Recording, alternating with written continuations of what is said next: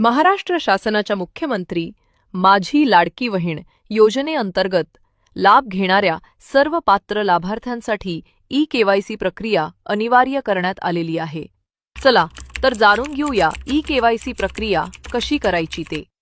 सर्वप्रथम गुगलवर www.ladkibaheen.maharashtra.gov.in हे अधिकृत पोर्टल उघडा. फॉर्म उघडल्यानंतर पॉपअपवर क्लिक करा.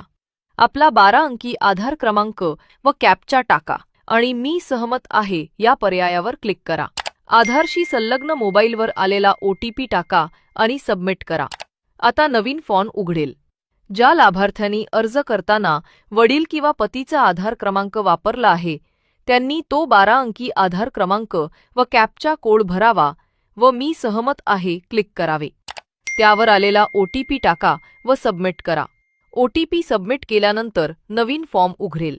तिथे जात प्रवर्ग हा पर्याय दिसेल.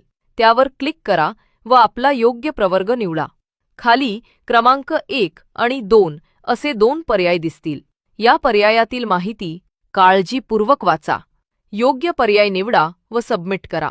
सर्व माहिती अचूक व पूर्ण भरल्यानंतर डिक्लेरेशन फॉर्म दिसेल. यानंतर स्क्रीनवर आपली ई-केवायसी प्रक्रिया यशस्वीपणे पूर्ण झाली असा संदेश दिसेल.